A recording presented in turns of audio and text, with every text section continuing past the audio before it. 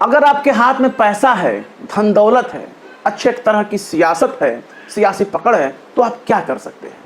बहुत कर सकते हैं। तो अपना एक बिजनेस कर सकते हैं, अपनी एक पॉलिटिकल पार्टी शुरू कर सकते हैं, हुकूमत में थोड़ी बहुत कोई सीट तलाश सकते हैं। लेकिन अगर टेक्नोलॉजी मौजूद है, हथियार मौजूद हैं, आला तरीन जासूसी का निज़ाम मौजूद है, इन सब से इतर अगर आपके पास पूरा का पूरा इंटरनेट का कंट्रोल आपके हाथ में है, तो समझ लीजिए कि धन दौलत रुपया पैसा ये सब कुछ एक किनारे हो जाता है और सबसे आगे आप ही नजर आते हैं, क्योंकि इंटरनेट और जासूसी के निज़ाम के जरिए आप पूरी दुनिया पर अपना बादशाहत कायम कर सकते हैं।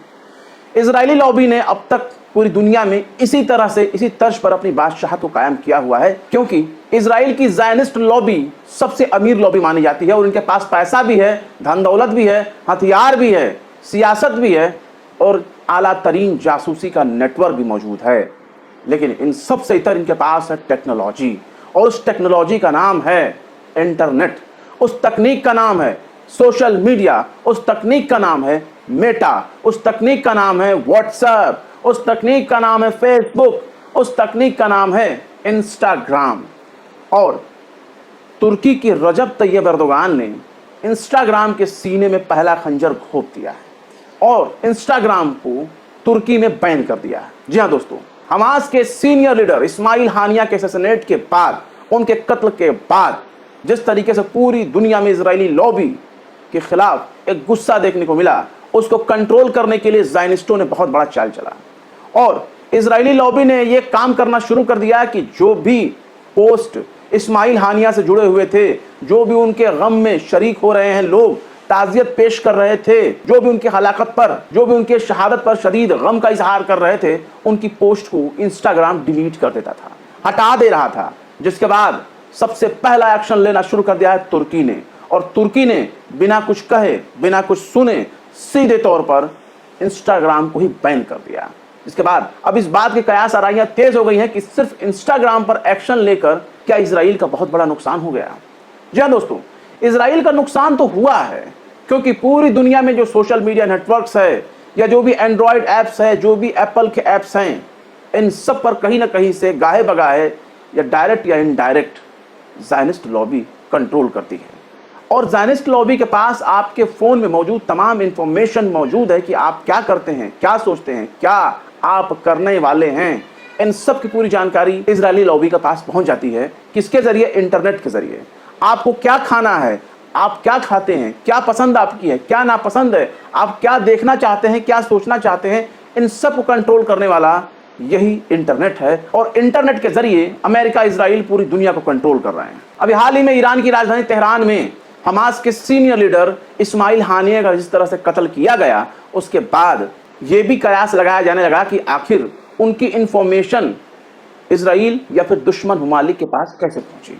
तो उसके बारे में लेबनानी पत्रकार ने भी दावा किया कि व्हाट्सएप के जरिए एक जासूसी सॉफ्टवेयर इस्माइल हानिया को भेजा गया और इस्माइल हानिया के फोन में जैसे ही वो पहुंचा, उसके बाद उसने तमाम लोकेशन और इस्माइल हानिया के मौजूदगी के तमाम सबूत दुश्मन को भेजना शुरू कर दिया, जिसके बल पर इस्माइल हानिया का कत्ल करना आसान हो गया दुश्मन के लिए। लेकिन इन सब की पेरेंट्स कंपनी का नाम है Meta, mark Zuckerberg. Mark Zuckerberg क्या है ये बताने की जरूरत नहीं है। मार्क जुकरबर्ग एक यहूदी हैं और इजरायली लॉबी को फॉलो करते हैं, जो अमेरिका में अपना दफ्तर चलाते हैं। सबसे पहला एतराज मलेशिया के प्रधानमंत्री की तरफ से आया था कि उन्होंने इस्माइल हानिया की शहादत पर जो भी उनको ताज़ियत पेश की थी, जो भी उनके बारे में पोस्ट लिखा था, उन सबको इंस्टाग्राम ने डिलीट कर दिया। डिलीट करने के पीछे ना तो कोई पॉलिसी बताई, ना किसी पॉलिसी का वायलेशन बताया और ना ही कोई ठोस कारण बताया। बस अपने मन से इस्माइल हानिया के बारे में संवेदना व्यक्त किए गए पोस्ट को इंस्टाग्राम ने डिलीट कर दिया। और यही काम तुर्की के साथ भी हुआ है। मलेशिया ने एतराज किया, लेकिन सबसे पहला काम तुर्की ने कर दिया और तुर्की ने इसे बैन कर दिया। तुर्की की आबादी 85 मिलियन है और 50 मिलियन तक लोग इंस्टाग्राम इस्तेमाल करते हैं। इंस्टाग्राम पर बार बार यह भी इल्ज़ाम लगता आ रहा है कि वो यूज़र के डेटा को इजराइल के साथ शेयर करता है। मेटा ही सबकी पेरेंट्स कंपनी है और मेटा पर ही यह सवाल उठ रहा है, क्योंकि मेटा पर ही जासूसी करने का इल्ज़ाम लग रहा है।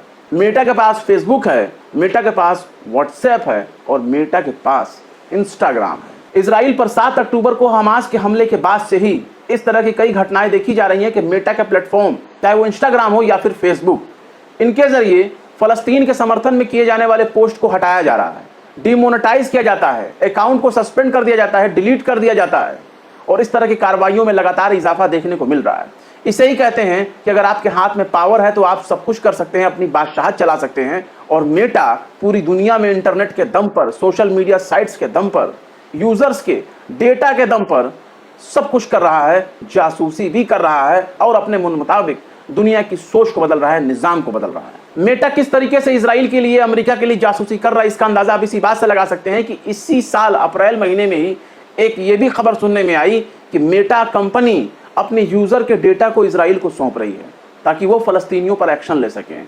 यानी जो फलस्तीनी मेटा यूज करते हैं, यानी फेसबुक, इंस्टाग्राम और व्हाट्सएप यूज करते हैं, उनकी लोकेशन और उनकी जानकारी इजराइल को भेज रहे थे ताकि इजराइल अपने दुश्मनों को ठिकाने लगाने में कामयाबी हासिल करे और ताकि इजराइल सटीक ऐसी ही जगह पर निशाना लगा सके जहां फलस्तीनी रहते हैं। और इस तरह से चुन चुन कर फलस्तीनियों को गजा में किस तरह से इजराइल ने निशाना बनाया, इस बात की गवाह आज पूरी दुनिया है। बाकायदा मिडिल ईस्ट में मीडिया संस्थान मिडिल ईस्ट मॉनिटर ने अपनी एक रिपोर्ट में बताया था, इजराइल अपनी AI टेक्निक के जरिए व्हाट्सएप ग्रुप में ऐसे लोगों की पहचान कर रहा था जिनका ताल्लुक हमास से है। उस वक्त मिडिल ईस्ट मॉनिटर ने लिखा कि मेटा ने व्हाट्सएप यूजर के डेटा और उनके प्राइवेट मैसेजेस को इजरायली सेना और उनके AI टेक्निक सिस्टम के साथ शेयर किया। यानी फलस्तीनियों की आवाज दबाने के लिए मेटा किस तरीके से इजराइल के लिए काम कर रहा है, या फिर ये कहा जाए कि इजराइल ही मेटा को चलाता है, ये बात कहने में कोई गुरेज नहीं है। हालांकि जानकारी के लिए हम आपको बता दें कि अभी हाल ही में तुर्की के राष्ट्रपति रजब तैयब एर्दोगान ने अपने एक बयान में